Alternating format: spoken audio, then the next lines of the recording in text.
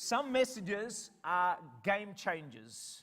Meaning if you put it into practice, it's going to change your life for better. I believe this one is a game changer. So it may not be the best message you hear. I hope it's a good one. But it will, if you follow this, I'm telling you, I promise you, it will change your life for better. Is that a good promise to start with?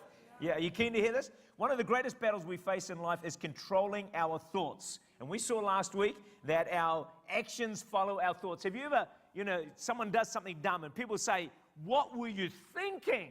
Is that right? Why? Because it was in their mind. Their mind thoughts went astray and then they did something really stupid. Then we saw that emotions follow thoughts. If you think positively, you're going to feel better. If you feel negative, think negative things, you're going to feel worse. The happiness of your life depends on the quality of your thoughts. Hey, we could sign off right there and go home, because this is what it comes down to. The quality of your thoughts determines the happiness of your life. And so if you can get your thoughts right, it's not going to change everything, but it's going to really help you a lot. See, the relationship between a thought and an act can be expressed in the following poem. Say it with me if you would like. Sow a thought, reap a word. Sow a word, reap an act. Sow an act, reap a habit. Sow a habit, reap a destiny. It all begins with a thought. Thought results in destiny. So what are your thoughts? Because that's where you're heading. That's where your life is going at a rapid rate of knots. 2 Corinthians 10:5 therefore challenges us, bringing every thought into captivity to the obedience of Christ. Imagine if every thought you had was obedient to Christ. Wow, that would be amazing, wouldn't it? It is said that the mind is the most under-trained asset of any human being. Your mind is your most under-trained asset. Your mind is a computer. It leaves the best computers in the world have got nothing on your mind.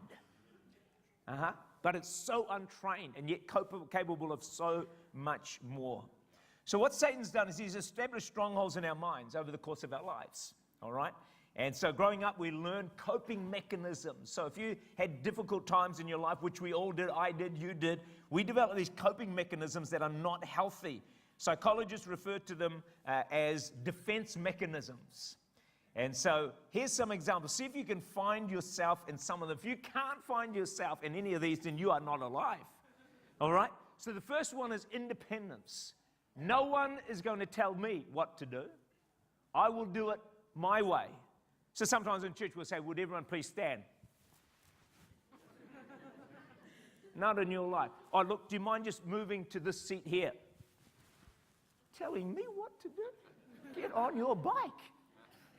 Real struggle with authority. You know where it comes from? Hurt. Just been hurt. So now, you leave me alone, please. And it's a defense mechanism. You've got to recognize it. That's a defense. It's an unhealthy defense mechanism. Here's another one.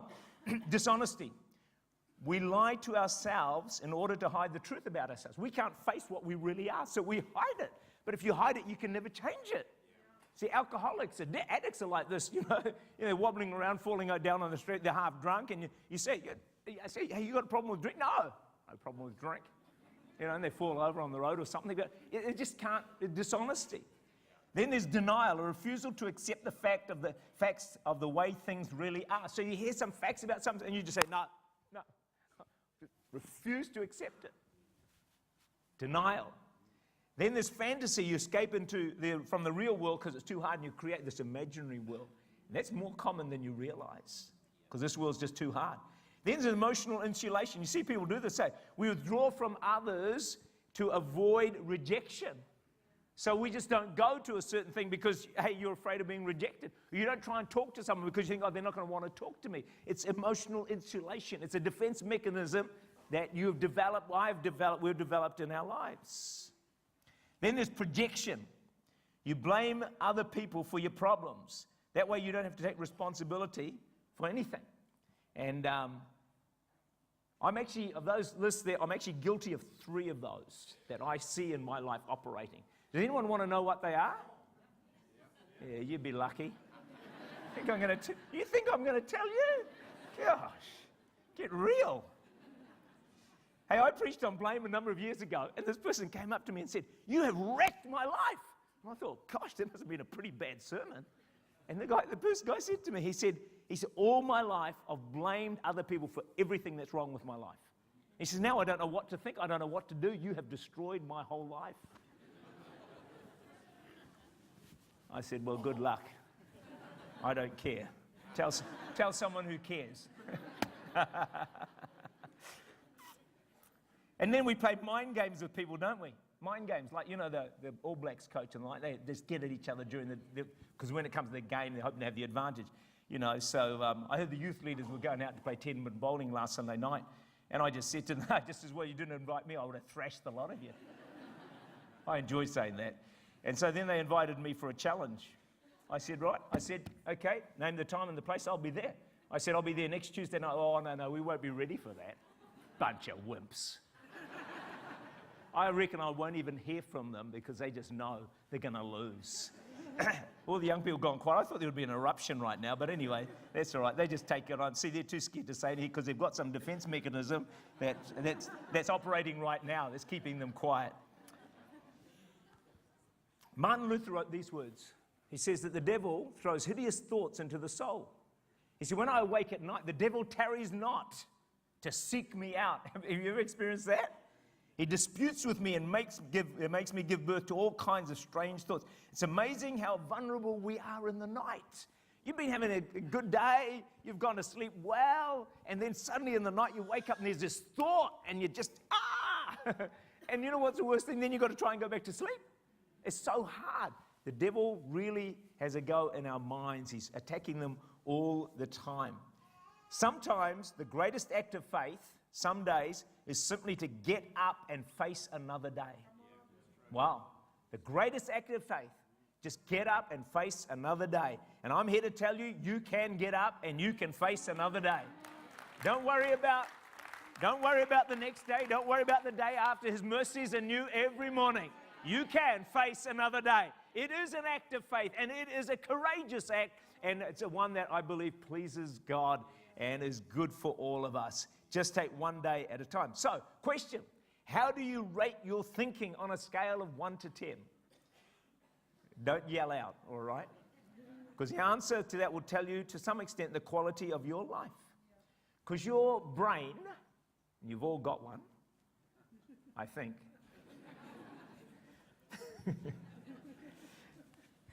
is like a computer. And the performance of your brain depends on the quality of input and information that you put into your brain, into your mind. It's easy to feed our brain with rubbish all day long.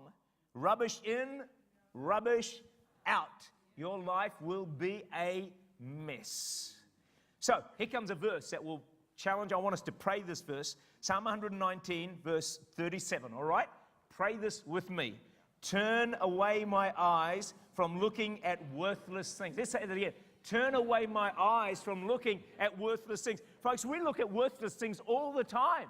Whether it's on the TV, the internet, on social media, it's a billboard or anywhere, we just allow ourselves to look at this stuff all the time. We need to put a stop to that and say, God, help me to not look at worthless things, because they are actually worthless. Why would you look at something worthless? You don't do things that are worthless, hopefully, so why would we look at things that are worthless? Some days my computer helps me. Other days I want to throw it out the window.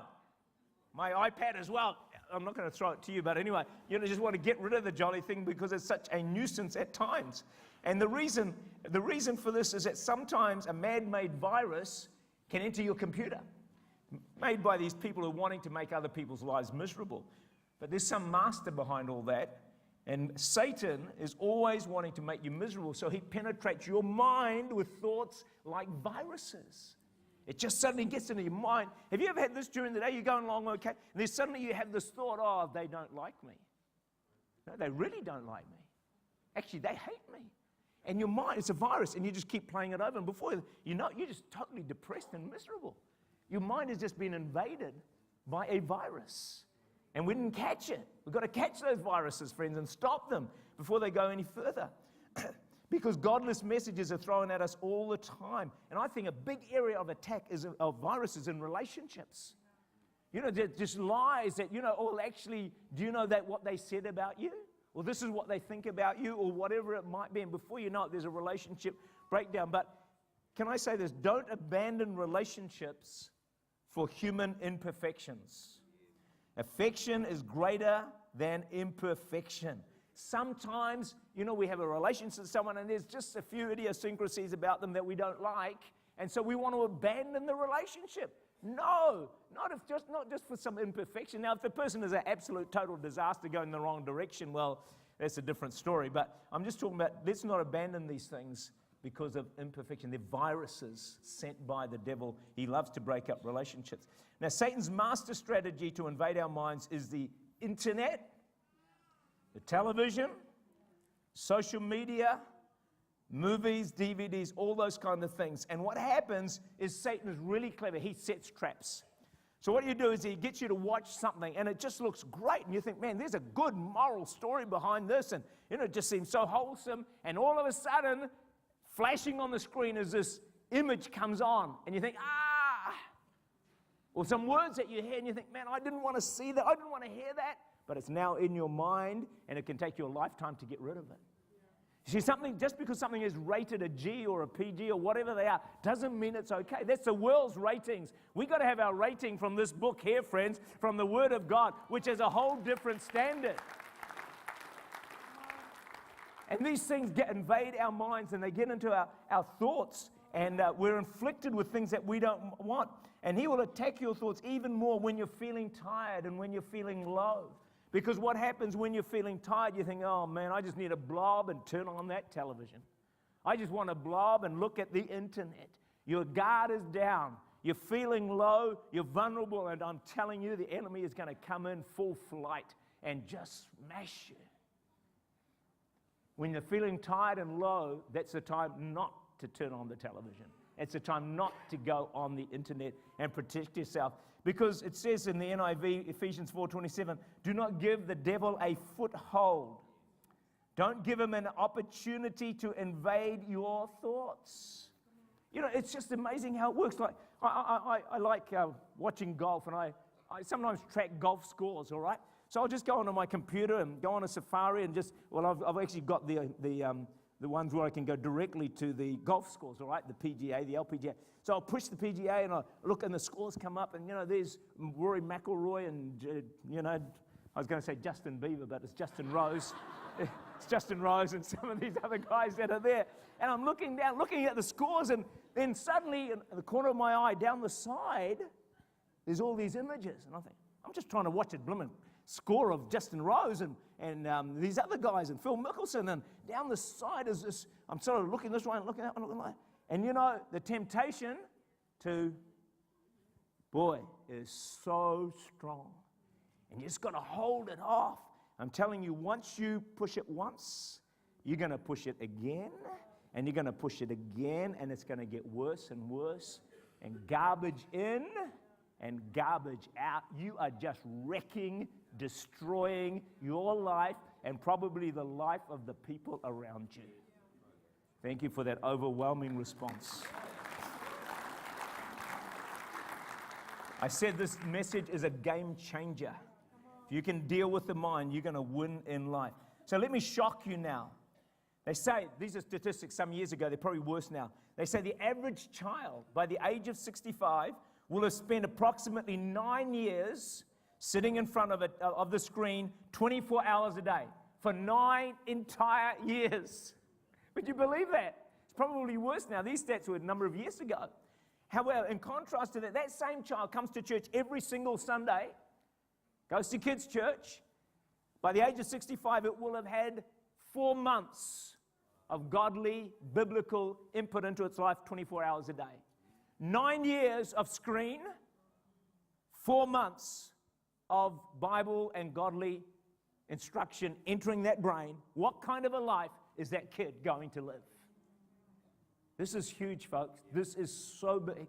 We got to get on top of this. Otherwise, we are destroying an entire generation to come.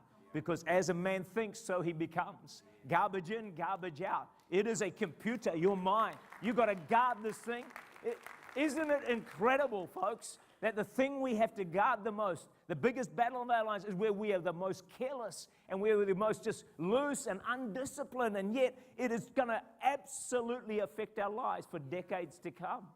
We have to win the battle of the mind. So my suggestion is we need to work at less screen time and more godly input, however you do it. I don't know how you're going to do it, at church, at home, get to youth meetings, get to other Christian gatherings or whatever. Just get this book, get godly thoughts and thinking into your mind, because godliness in, godliness out. Great thoughts in, great thoughts out. It really is as simple as that. They interviewed this expert on the radio a while ago. It's about violence on the screen. They basically said what the strategy is that there is being done is they're desensitizing people to violence and to killing. It's the reason why people now go and they're suicide bombers and killers. They do the most horrendous thing, get on a truck and drive into a big crowd. Where does that stuff come from, friend? They've desensitized to people dying and being killed, so people can go out and almost feel nothing about it, almost smile as they've finished it. It is unbelievable. It's all the media feeding into the minds of people. And the most experts in these areas agree that what we watch deeply affects our behavior. What we watch deeply affects our behavior. I didn't say affects our behavior. I said deeply affects our behavior. Everyone say that with me. Deeply affects our behavior. What you watch is having a massive impact on your life, on your future, on your people around you as well. And so we got to be really careful in this whole area of our lives. But this one expert went on, and others agree with him, and they said this: if you take brain scans of those who watch a lot of violence and those who don't, you will see clearly those watching a lot of violence have brain damage. Tell the person next to you, don't damage your brain.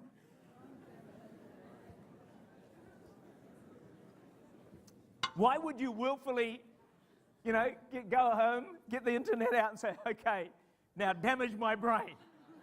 Just give me some brain damage, please. Oh, give me some more. I'm still normal. No, don't do it. Don't do it. Just don't do it. By God's grace. So you can assess your thought life by your words, because your thoughts mostly come out in words. And so your mental health, your mental attitude is revealed by words. Proverbs 18:21, death and life are in the power of the tongue, which means your thoughts are very powerful because they come out in words, and words release life or death. So you think it, you say it, then you're releasing life or death.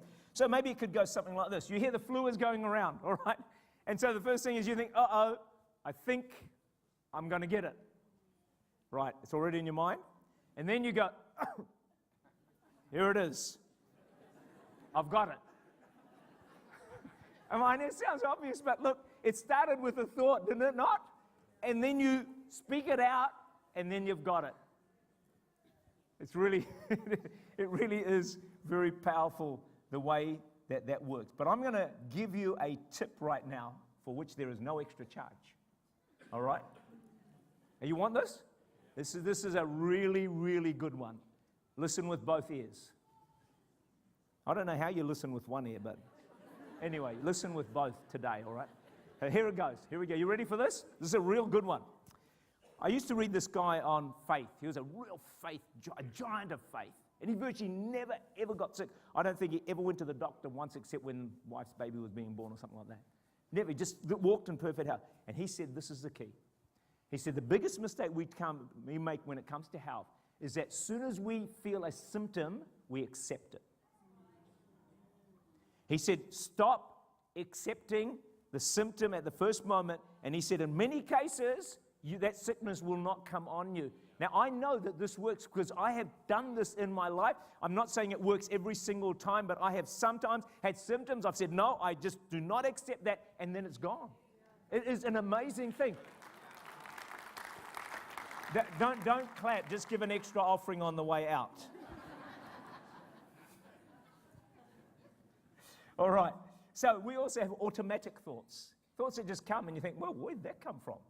Well, there's a number of them that just enter our minds, and there's 4 common thinking areas. Now, you have these thinking areas when you don't even know you're having these thinking areas. We talked about the defense mechanism, but here's another 4. Okay, you ready for these? The first one is negative glasses. In other words, you only focus on the negatives. The positives really don't count. So you go out shopping, you have a fantastic day, everything goes well, but one shopper says something that annoyed you. So people say, how was your day? You say, terrible, worst day of my life. Why? Because of one negative event. Overrode all the rest of the positives. And all of us are on a certain scale when it comes to negative glasses, but it's something that we need to be aware of. So here's the second one, is exaggeration. You blow up the negative things to be worse than they are. So you say, man, the weather was just horrific today. Actually, there was just one small shower, and your toe got wet. It's just exaggeration. Or here's another one. You get 70% in an exam and you say, man, I'm just so hopeless at exams. No, you're not just hopeless. You got 70% in one exam. Don't exaggerate it all over. Now, here's a real big one, all right? You listen for this one. You look in the mirror, which I'm sure, how many of you looked in the mirror this morning? Yeah, the rest of you should have, okay? Okay. So you look in the mirror and you see this tiny little spot just here, and you think, I'm so ugly. You're not. It's just one little spot. It's exaggeration. You might laugh at this stuff, but this is real. This stuff makes people completely miserable and depressed. It does. It wrecks people's lives. Here's another one, predicting failure. You always feel responsible for what goes wrong. Dad left, it's my fault. My home life's terrible, it's my fault. That's bigger than we realize. Kids blame themselves all the time. It's really, really sad. Or if I go, no one will talk to me. I just know it's going to rain. I know I won't get the job. Predicting failure. Then there's blaming yourself. You always feel responsible for what I've had that one, blaming yourself, and I went backwards, didn't I? Never mind. Here we go. The bus broke down as soon as I got on. It's my fault. Did you hear about this guy who's in the stands watching this game of rugby, and they're having a scrum, and he said, they're talking about me. You laugh at that, all right? I guarantee you've been in church, you've seen two people talking, you thought, they're talking about me. Am I right? Oh, I think I am. Okay. 1 Peter 1:13. 1 Peter 1:13. Therefore, gird up the loins of your mind. Gird up the loins. Come on, we've got to do this. Gird up the loins of our minds. Ephesians 4:23. Your attitudes and thoughts must be constantly changing for the better. Be renewed in the spirit of your mind. Okay, so how are we going to control our thoughts and win the battle of mind? How are we going to do this? Number one, sow seeds of godly thinking. Galatians 6:7 says, whatever a man sows, he will reap. You see, the soil of your heart is neutral. Okay, it's just neutral. So whatever seeds you sow into your heart are going to grow and bear fruit. So the thing to do, if you sow bad seeds, you're going to bear bad fruit. Sow good seeds, neutral soil, it's going to bear good fruit. So you've got to make up your mind, what do you want to be like in 5 years' time? What do you want to be like in 10 years' time? So you say, I want to be far more loving. Okay, grab a few verses on loving. 1 Corinthians 13, love is kind, it's patient, thinks no evil, all the rest of it. Read it, meditate it, declare it, sow that seed into your life, and I promise you, you will become a more loving person. Or maybe you struggle with forgiveness or unforgiveness. Find some verses on forgiveness. Sow that seed into your heart. And that person you thought you could never forgive, you will be able to forgive with a smile on your face. Why? Friends, the soil of your heart is neutral. The seed you sow is going to bear the fruit. Decide what fruit you want to bear. I know this works. Decades ago, I was stirred in the area of faith. So what I did is I found probably about 15, 20 verses on faith, wrote them out on a sheet of paper, and I would just read them every day. Verses on faith, I don't know how long I took on them, but I just read them. I was sowing seeds of faith in my heart. That seed is growing and growing and growing. And today I have faith that I didn't have 20 years ago. I have faith I didn't have 5 years ago. I have faith I didn't have 1 year ago. And now, when situations crop up, I just think it's going to be okay. We're going to get through this. God's going to come through. There will be a breakthrough. God will fill the auditorium. God will fill the trust arena. Hey, we're going to do this. Why? Because of the seed of faith, of sowing the seed. Of sowing the seed. Of sowing the seed daily. And it's growing and growing and growing and growing. And my goodness, I can't imagine what my faith will be in 5 more years' time. Watch out. God's going to do some awesome things. But you can do that too. Decide what you want to be like. Sow the right seeds into your heart and into your life. Point number 2 is this. Share your struggle with someone else. James 5:16, confess your trespasses to one another, pray for one another that you may be healed. Tell someone you trust. Don't just tell anyone, someone you trust. This is a real key to breakthrough. Seriously? When you keep things in the dark, Satan controls it. If you don't tell anyone about it, Satan you're like a puppet on a string. When you get it out into the light, the Holy Spirit controls it. Share it with someone that you trust. Get them to pray for you, and you're going to find that you're going to be healed. If you struggle with pornography, one of the things you've got to do, tell someone you trust. Till you do that, you'll probably never become free.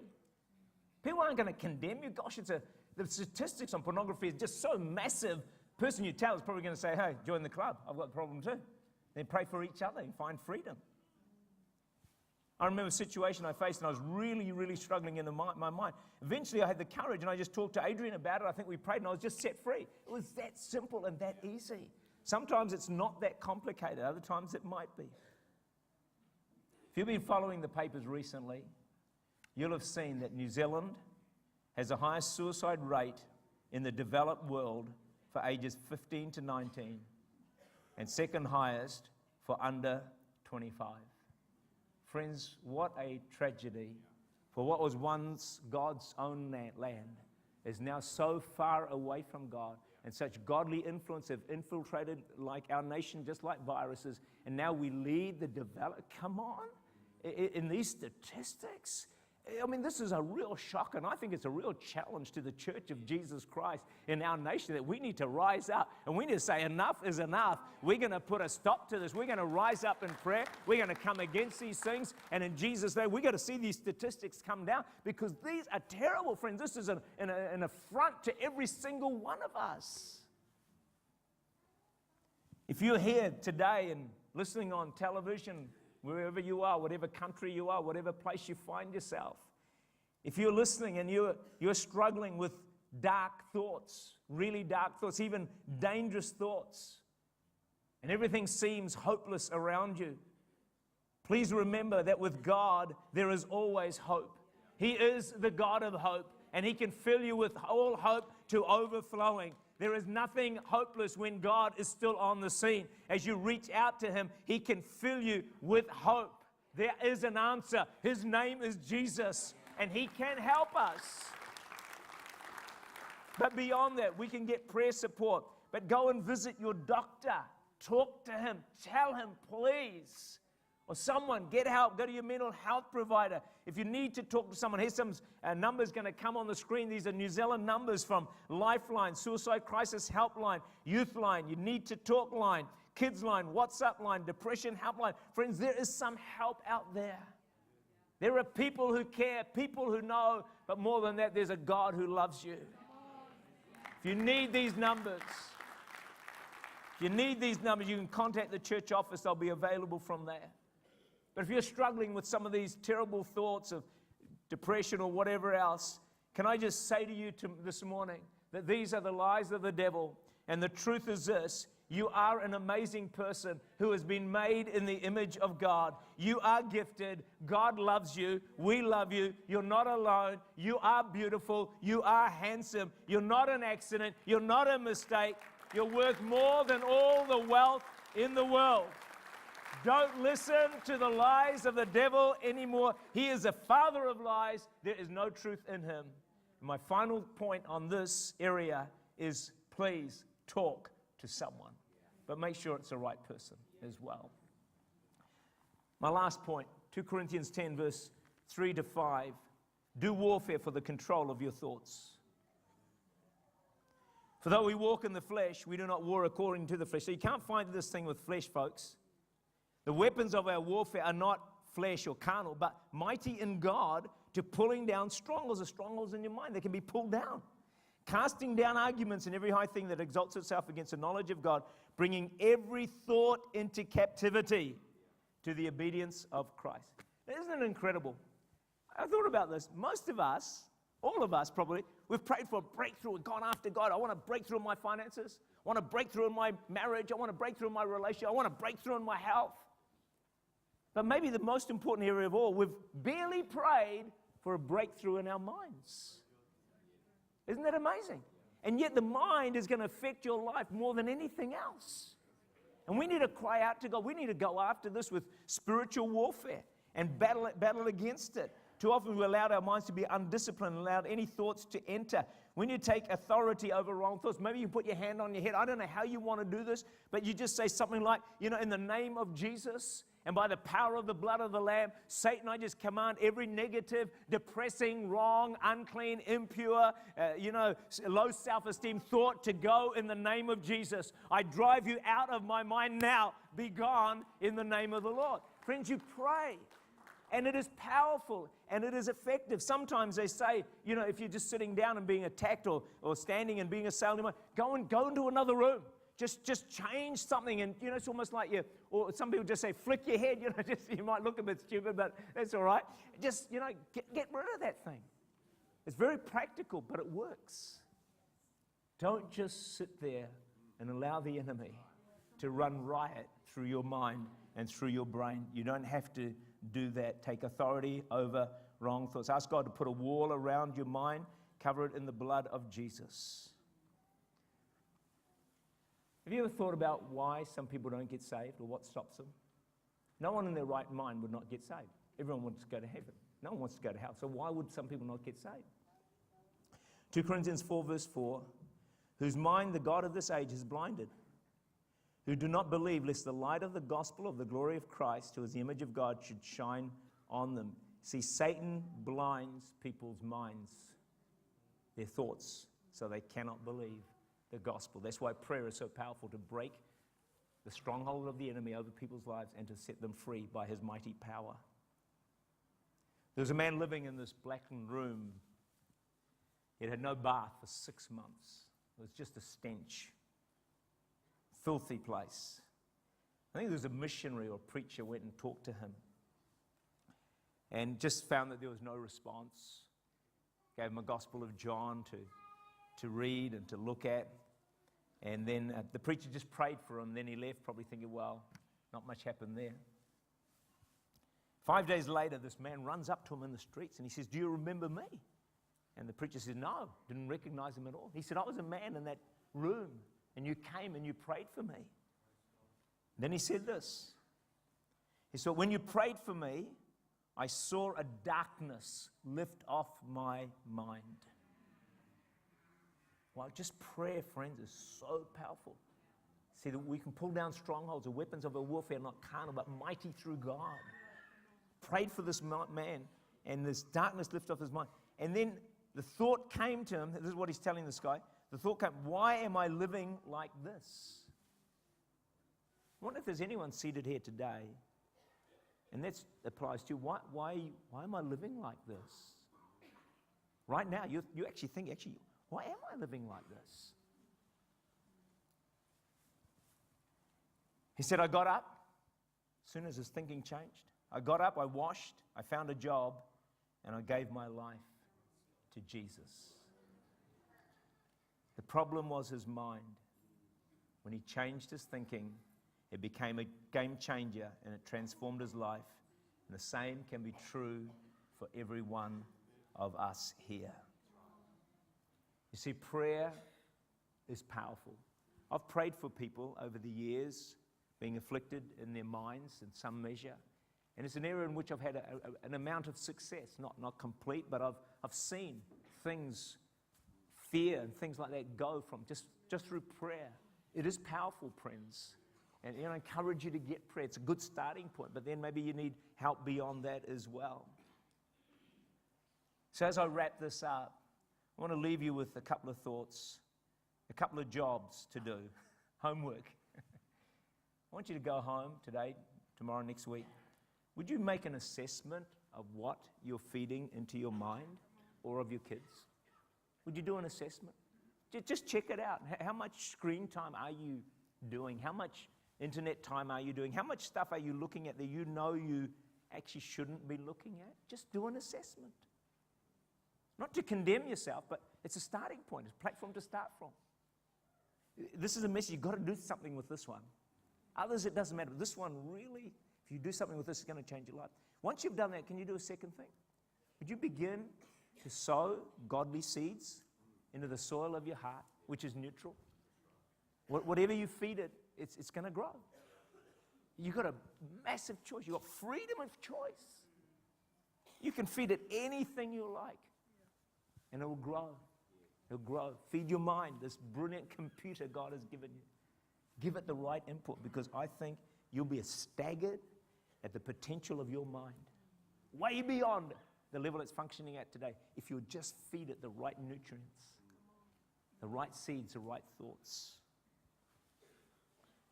So let's start sowing godly seeds, godly thoughts today. With God's help, we can take every thought captive. We can win the battle of the mind and be transformed and enjoy life and peace.